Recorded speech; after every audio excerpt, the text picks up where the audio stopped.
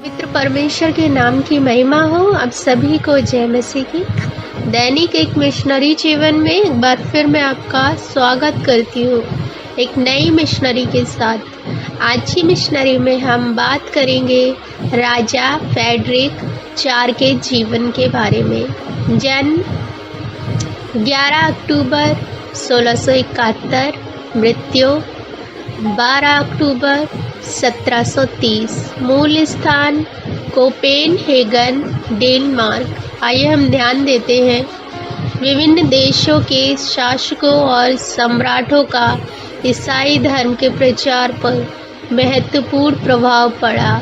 कुछ राजाओं ने शुरुआती ईसाइयों के लिए अपने विश्वास में बने रहना मुश्किल बना दिया है और कुछ अन्य राजाओं ने सक्रिय रूप से सुसमाचार के प्रचार को सक्षम किया है। यहाँ तक कि अगर आप पुराने नियम के समय को देखते हैं तो कुछ राजा थे जिन्होंने इजरायलियों को परमेश्वर की ओर बढ़ाया और कुछ ने उनसे दूर किया। इसलिए प्रेरित पौलुस तीमुथियुस को लिखते हुए कहते हैं, अब मैं सबसे पहले यह आग्रह करता हूँ कि विनती और प्रार्थना और निवेदन और धन्यवाद सब मनुष्यों के लिए किए जाएं, राजाओं और सब ऊंचे पद वालों के निमित्त, इसलिए कि हम विश्राम और चैन के साथ सारी भक्ति और गंभीरता से जीवन बिताएं। डेनमार्क के राजा फ्रेडरिक IV उन राजाओं में से एक थे जिन्होंने अपने विषयों के बीच मसीह के प्रेम को फैलाने के लिए सक्रिय रूप से प्रयास किया। 1620 में ट्रैकुबार गांव के डेनमार्क देश के कॉलोनी बन गई और फ्रेडरिक उस क्षेत्र के अन्य जातियों को मसीह का परिचय कराने के लिए उत्सुक थे। वह डेनमार्क के लूथरन चर्च के प्रमुख होते हुए दक्षिण भारत में ईसाई मिशनरी काम शुरू करने की कोशिश की।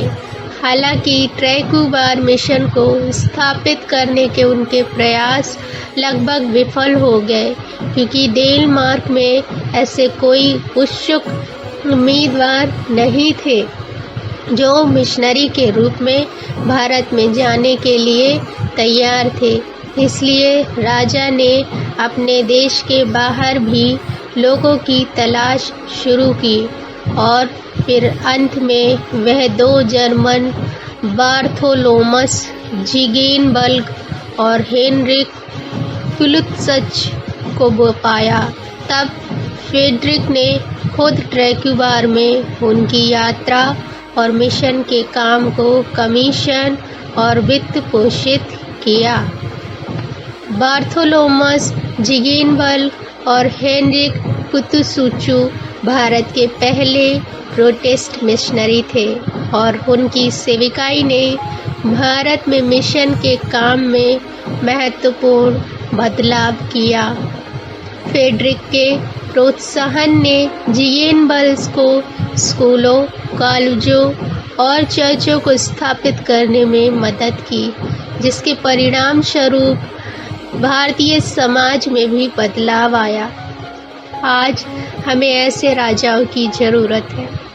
प्रिय, क्या आप राजाओं और अधिकारियों के लिए प्रार्थना करते हैं ताकि वे परमेश्वर के मार्ग में राष्ट्रों का नेतृत्व करें?